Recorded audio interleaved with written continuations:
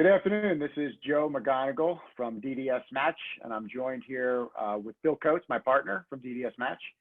And I've invited a few other professionals that we work with in the marketplace, helping doctors transition their practice or think about how to transition their practice. We have Matt Howard from Blue & Company, and we have Bill Kalogredis from McErlane PC. So guys, appreciate you joining me here today. Pleasure to be here. Glad to be here. So this is kind of a part two, actually. We when the pandemic started and dental practices and businesses all across the country were shut down, we did a video to talk about how the shutdown was impacting practice transitions, both for doctors who were already in the process and kind of had started in December, January, and February, and maybe had a deal on the table that they were working through, or were just getting their practice on the market. But the goal was really to talk about, what to potentially prepare for and how things could evolve given the shutdown. And what's interesting is when we did that, we were speculating. All of us were speculating for the most part, talking about, how's it going to impact practice valuations? How's it going to impact inventory in the marketplace and how buyers and banks are reacting? And then contractually from a legal aspect, what were some of the considerations that practice owners and buyers should start to think about considering based on what was happening. And, here we are roughly 6 months later, and we certainly don't have all the answers at this stage, as there are still a lot of things in flux, but I think it's fair to say that we definitely know more now. We have definitely started seeing how this is impacting transactions. So Bill and I have closed several transactions in the last 6 months.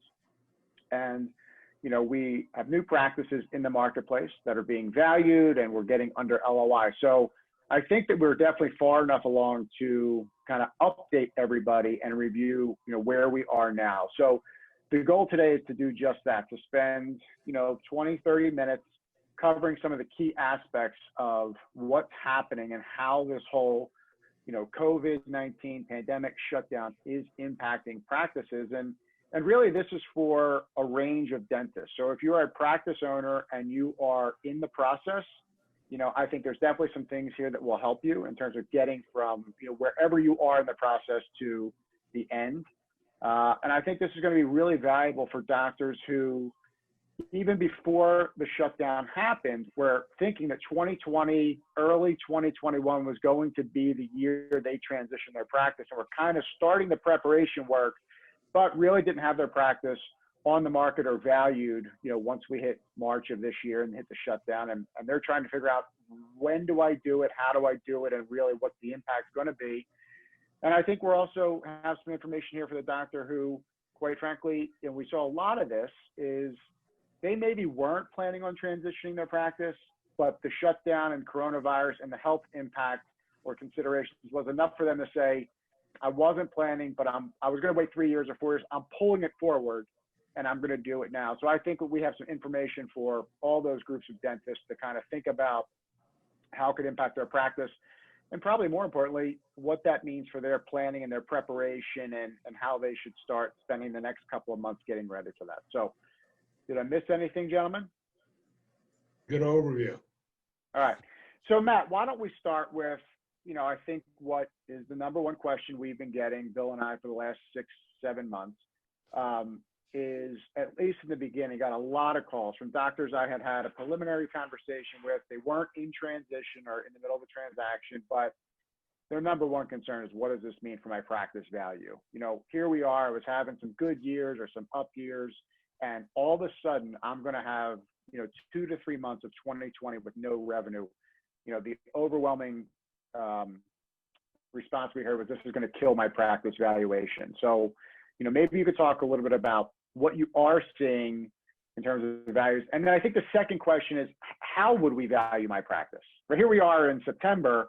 If I'm going to get a valuation done now, when is it through, and what data are we using, and what are you considering as a practice, valuation expert?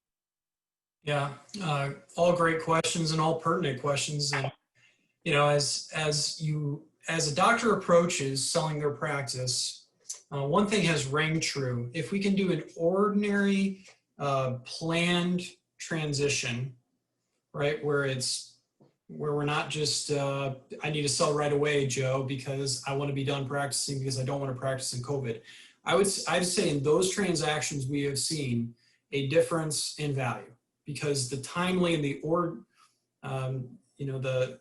the way that, the process, occurs is if you're going quick and you need to get out quick, guess what? You're probably going to take a discount on your practice. But for ordinary, regular transactions that are planned and intentional along the way, quite honestly, from a valuation perspective, we have seen slight decreases in value, not change your world, dramatic changes in value. And most of that's because at the end of the day, we had 2 months of no data, as in most practices were shut down and only doing very rarely emergency surgery here and there. But we've seen that a lot of them have bounced back pretty strongly. Now, part of that's catch up, right, from being closed for 2 months. But at the end of the day, the question you got to ask yourself is, did the patient base disappear overnight? And depending on your geography and depending on the dynamics of your practice, most generally the answer is probably not. And so just understanding, again, it's not like we completely understand the way forward from here on out, but we have seen a strong, response back to being open. The question is, where will it stabilize at? And we'll probably find out here in the next several months that we've caught up mostly from the shutdown period. And then we're going to have the 6-month anniversary of the shutdown period here in the next couple of months, right?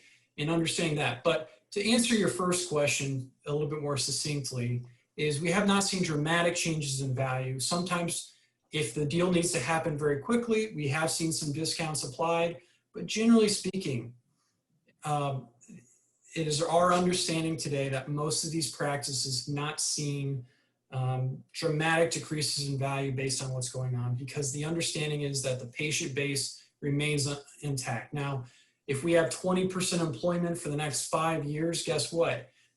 The practice is not intact, and that is yet to come in understanding how we're going to recover and what the economics look like. But as of right now, 9 times out of 10, we have not seen dramatic decreases in value because. Go ahead. I was going to say, so are you valuing, if I'm a dentist and I say I want to get my practice valued, are you valuing it through the end of 2019? Are you valuing it through the end of February 2020? As of right now, we are doing 2019 data, as in we're not taking a look at 2020 yet, just because we had 2 months of normal, we had 2 months of nothing, and then we had a bunch of catch-up period, which is probably maybe even stronger than what is normal. And now I think we're going to be falling into the new equilibrium of the practice. So maybe by the end of 2020, we will start relying on more 2020 data. But right now, our thought process is this: 2019 provides a good foundation for discussion and adjustments based on the new economics of the practice as it continues to stabilize. Gotcha. And so I just a note there, and that's consistent with, obviously, you do valuations for a lot of our clients. That's what we're seeing, obviously. And we are seeing those valuations hold in the marketplace contingent upon one thing. And you talked about practices coming back. In our area, we've seen a lot of practices come back very strongly started to ramp up in June, but July and August for a lot of dentists have been very, very strong months. And those are dentists who, I think for all intent and purposes, their sole focus was bringing the revenue back, right? They were focused on, within the guidelines, how could they bring that revenue back in and get their practices back to fully operational. The other thing, though, that is worth noting, where I see transaction prices taking a little bit of a discount, so that the value was based on 2019, but the transaction price is being negotiated down or discounted down, is because a doctor who consciously has made a decision out of, for whatever reason, to bring their practice back more slowly. So still not back to fully operational, either they're bringing hygiene back more slowly, or even their schedule, really just focusing on not necessarily just emergency work, but not getting all the way down to doing, all the fillings, that they're really trying to still push some of that work off until either a vaccine or something more definitive around the virus. So those practices, while the patient demand seems to be there, it's not in the numbers or on the books yet. And that's where I do see some buyers, not willing to pay full valuation prices based on it's not materializing in the numbers. But that's a conscious decision by the owner. So know that if you're an owner who's doing that consciously, that's where we are seeing practice pricing decrease a little bit. Yeah, perfect example. I'm walking a buyer right now through the process of buying a practice. It was valued pre-COVID.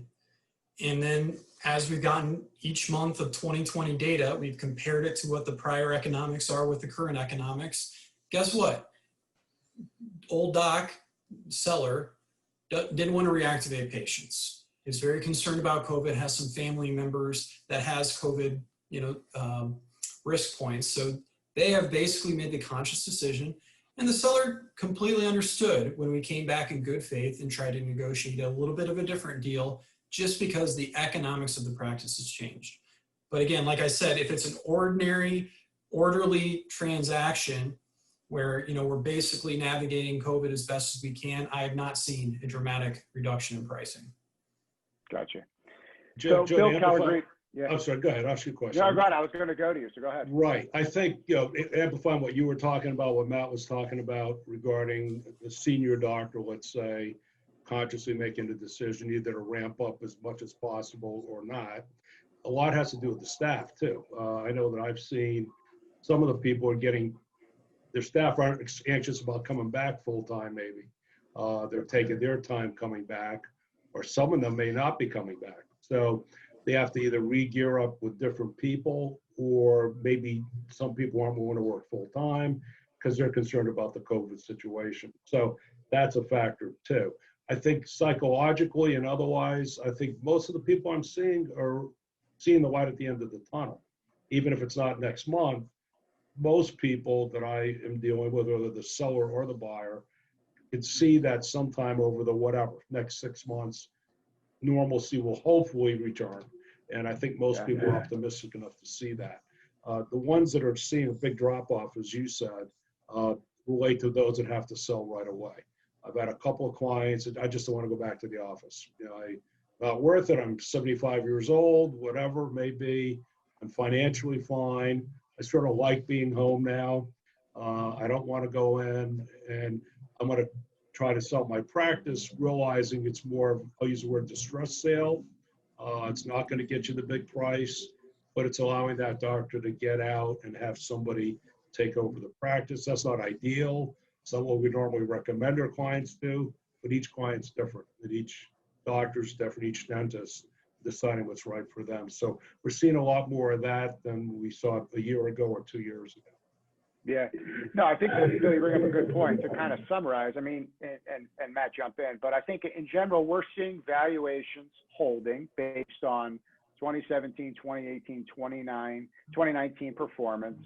However, there's external factors, whether it's a conscious decision by the owner dentist to not come back as quickly, or what you talked about, Bill, some of the external factors that maybe he or she wants to, but can't because of staff or other constraints that are limiting their ability. But in those situations where the revenue hasn't come back, I say the valuation, but really it's the price of the practice that's being impacted a little bit. The valuation might be 500, but if these factors, if it's not trending back towards $500,000 or that valuation, we are seeing some impact there.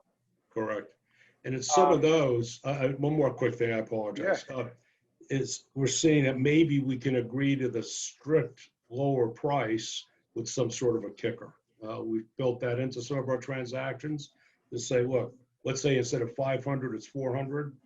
But if over the next 2 years or whatever it may be, we attain a certain level in the practice, the buyer may agree to pay some number of dollars to the seller to get closer to the 5, if not fully to the 5. So I've tried to play that game, especially if I'm on the seller side, to see if we can negotiate that. Yep. Okay.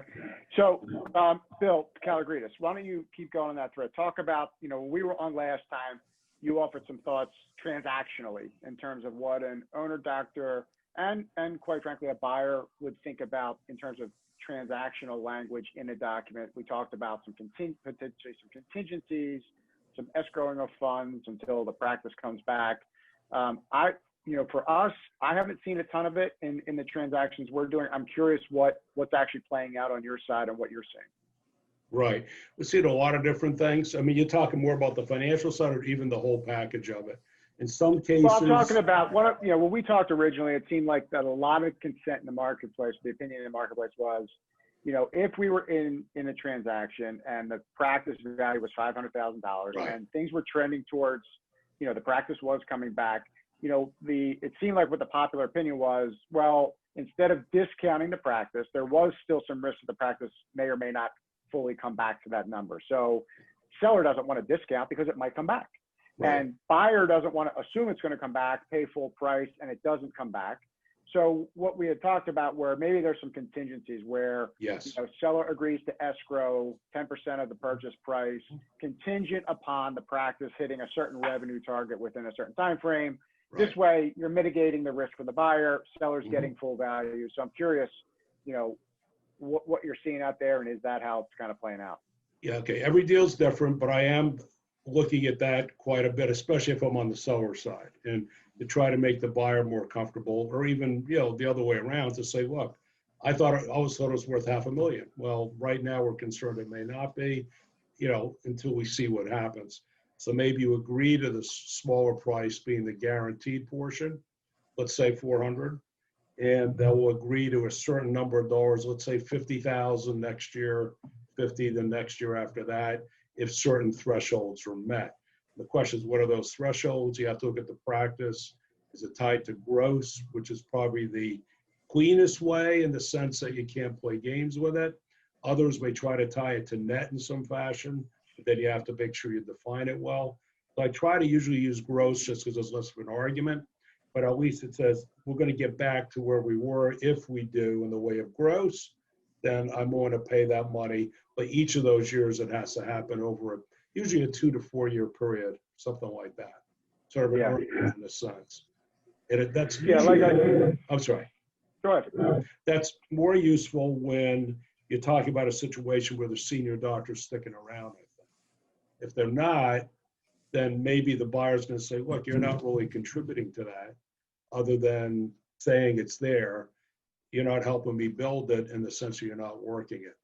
So you get that whole thing back and forth. But I think that's a creative way to try to satisfy everybody in a reasonable fashion, I think. Yeah. For us, it seems to be driven a little bit by motivation on the seller.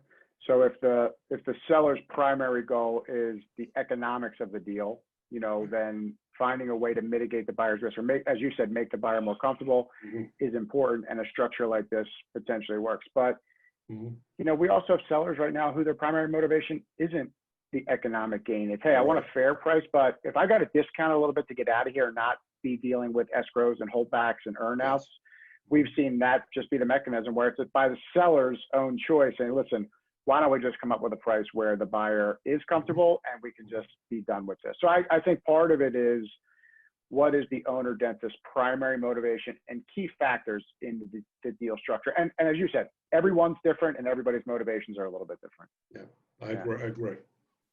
While we're on legal items, maybe you could talk a little bit about, this is coming up, and Matt, you might have some opinions here or some comments as well, but around, obviously a lot of dentists took out PPP loans. Yes. And some, I don't know what percentage, a lot of dentists seem to have the PPP loans. A smaller percentage, but certainly some also took the EIDL or EIDL loans, both from the SBA.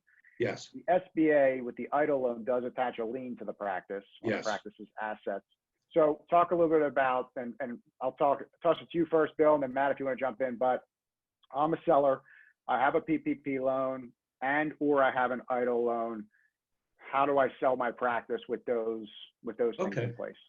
I think any debt that a practice has or a seller entity has, is something you're going to have to address before closing, because no buyer with a good advisory team around him or her is going to allow that doctor to buy assets that have liens against them. Just not going to happen, whether they're UCC filings or whatever. And one of the due diligence things that I do, or people like us do, is to make sure that everything's passing free and clear. you check to see, are there liens against any assets? If there are, you want them paid off. I mean, otherwise, if you, again, especially with the buyer, otherwise you got a problem. So 99% of the time, that's what we push for and say, look, gotta be paid off, whether it's done at the closing table, just like buying a house. I try to relate it to my clients that way. You buy a house, the house has a mortgage on it that the seller has. You're not gonna buy that house and pay full price and have the other guy's mortgage lien on the property still. You know, you want that paid off. So it's the same thing. And it can be done at the closing table, you know, if that's what's gonna be done. Most buyers rather have it done ahead of time, but if the money's not there to do that, then you have to find a way to do it at closing. So that's really the simple answer. That could be any debt. It could be equipment leases. You know, a lot of dentists have very extensive equipment leases as a way of financing equipment and the like. Those have to be somehow negotiated either to be cleaned up or a particular buyer has to agree to take that on. But then the person holding that lien, whether it's a bank or a finance company, they're going to want to pay it off too. If the other guy is gone, they're going to say, wait, I don't know this. I don't know who this new person is. You really have to talk to them. They're not just going to say it's okay, usually. Yeah. The thing we're seeing, though, it's interesting, is the EIDL loan, there is a lien, and you have to, you know, everything has been, we got to settle that at closing. The PPP, I'm not an accountant, and I'm not a lawyer, so I'm like your average dentist when it comes to knowing like how this thing, and no matter what happens in your email is like a different guideline every, you know, 3 days on. Every 3 days, so, without a doubt. the PPP loan, as I understand it, is not attached to practice assets. No. So it is not collateralized by the practice, other than it's attached to the EIN number. But in a 100% sale, the buyer is not buying the entity; they're just buying the assets. Is not buying I've that. seen some dentists, and the transaction goes through with the PPP loan is just called out as an exhibit, but the buyer's not assuming any liabilities, and the seller's not settling it at a closing, primarily because they think it's going to be forgiven. Exactly. Now, the other piece I've seen, and I you know, it hasn't happened in any in my transactions, but we're hearing about it. I think it's more bank driven. Is some of the buyer's lenders are requiring that PPP loan or the loan amount be escrowed until it's forgiven. Right. And so I don't know, Matt, how much of that you've seen, and I know you guys get involved a little bit with this PPP stuff, so I'm not sure. I do. Yeah, I just did one today, and it's the same thing. We're going to pay, we meaning the seller, we're going to pay it off. There is no lien. And if the buyer's buying an asset as opposed to the entity, you know, the entity is a little different story. Which most of our clients, we don't have them buy the entity, we have them buy the assets, because the entity would be the one with the liability, really. So in that case, they would keep, the entity was staying with the sellers, the buyer was buying equipment or whatever it may be, goodwill, whatever. And they knew about the PPP loan, but they weren't worried about it. So it's a question, like you said, the bank that's lending to the buyer may or may not worry about it. We'd have to try to talk them out of it, or if not, we have to get it paid out of closing. And again, hopefully it's not going to get paid because it's going to be forgiven. Yeah, I've not seen any banks from the traditional dental specific lending groups that kind of do this all day, every day. I've not seen any of them require funding to be escrowed yet. I think everybody's still waiting on what are the perhaps bypassing, formally requesting forgiveness and maybe automatically receiving it. We're still kind of waiting on word to see if, you know, basically requirements for a certain threshold of the loan will be automatically forgiven for a lot of these. And so a lot of these clients that did asset transactions, aka did not sell their legal entity, you know, they are waiting and keeping that loan inside of that entity, waiting for further guidance from the, you know, the powers that be. Okay.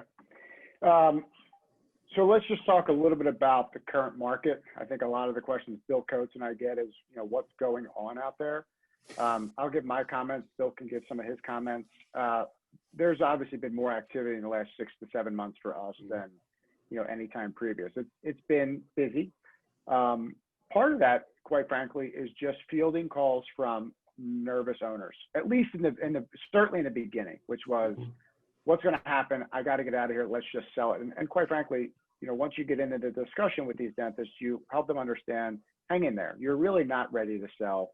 You're going to make it through this. And so we did talk to a lot of clients about just hang in there. And they did, and I think they're happy they did. Right. But in general, I do think that there is a lot more activity on the, you know, listing side or inventory side. More practices are coming onto the market than historically. So as a seller, you know, just know that, you know, there is a lot of inventory, and that puts you in competition if you're selling your practice with a number of other dentists. Fortunately, you know, again, for me, I'm seeing a lot of buyer activity. And I think part of that was driven by opportunity. I think a lot of people who are going to buy a practice in the next year, 2 years, 3 years, see an opportunity where price is a bit more negotiable maybe, sellers are a little bit more motivated, and there's an increase in inventory in geographies they might have been looking in. And so they're taking advantage to, you know, strike while the iron is hot. I think the other thing that's driving the buyer market is, you know, those dentists were all associates somewhere, whether it was in corporate dentistry in a DSO or in private practice. And they didn't all have the same job or any job to go back to after this. If you were, you know, whether the owner of the practice didn't have enough work to bring you back right away, or, you know, if you did come back, it was part-time. And when you're being paid a percentage of collections, you know, when your go from working 4 days a week to a day and a half, well, you're collecting a lot less and your percentage is, you know, going to be a lot less. So I think a lot of this was driven by, you know, I got to find something where I'm a little bit more in control of my own destiny, you know, and that might be as a practice owner versus as an associate. So we are seeing, I'm seeing a lot of activity on both sides. And so I think what that means is that if you're a seller, it's important to be prepared and have a game plan, and continues to be. This was true pre-pandemic, and it's still true now, is have a plan, have good advisors, understand how to best position your practice no matter what your goals are. If it's economic, if it's timing, if it's speed, being positioned correctly is the most likely way to get to that outcome. And buyers are out there and they're looking, and my experience isn't that they're all opportunists looking to get a deal or negotiate someone down to the nth degree. They're willing to still pay a fair price. They want their risk to be, you know, reasonable as well. And, you know, we talked a lot about lenders here today, but lenders are still doing deals. It's tightened up a little bit. You know, I think the way they were funding deals in the fourth quarter of 2019 and the way they're funding deals now or looking at deals is definitely different. They're really sticking to their liquidity guidelines and making sure that, you know, buyers pass are able to jump a couple of other hurdles. But I think in general, financing isn't stopping or slowing down the transitions market. There's a bit more creativity out there, no question, and that includes sellers being able to being a little bit more willing to maybe carry a little bit of a seller's note or put together some creative financing to get the deal done. But in general, you know, still seeing good movement. And in fact, we were on a call with a bank today that has a very aggressive campaign to try to get more deals done promotionally. But Bill Coates, what are you saying? Joe, you know, just to echo kind of what you had brought up in that it is busier all around. I think fundamentally what has made, or traditionally what's made practices attractive, location, expense control, you know, the goodwill, it's still there. I think what we're seeing now is not so much the panic driven, but it's the dentist who's got maybe a lower volume practice. He's collecting, you know, anywhere from 150 to sub 500 is ready just to exit out quick. And he wants to go from 0 to 60, and transitions aren't that. They're anything but that. It's not a fast process by any means. So, you know, to use the analogy of a runway, getting us involved or getting your team involved early, you know, having the right team in place early definitely ensures a smoother transition. You know, and that goes along with even some of the practice fundamentals of having a valuation in place. It gives the buyers confidence of that they're looking at something that's done by a certified analyst. You know, it's the economics are there. Everything is diligent. It's explainable. You know, that's kind of what I'm seeing on my end. A little bit of, you know, more activity as far as listing activity, but again, location, and good fundamentals on the practice.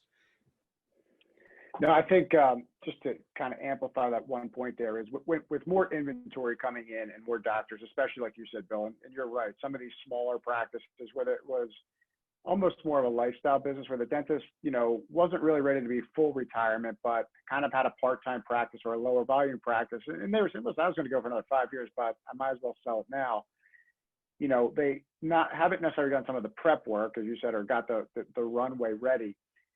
And I find that a lot more of those owners are asking, can we do this without evaluation? Because evaluations, you know, math doesn't work for free, right? So evaluation costs money.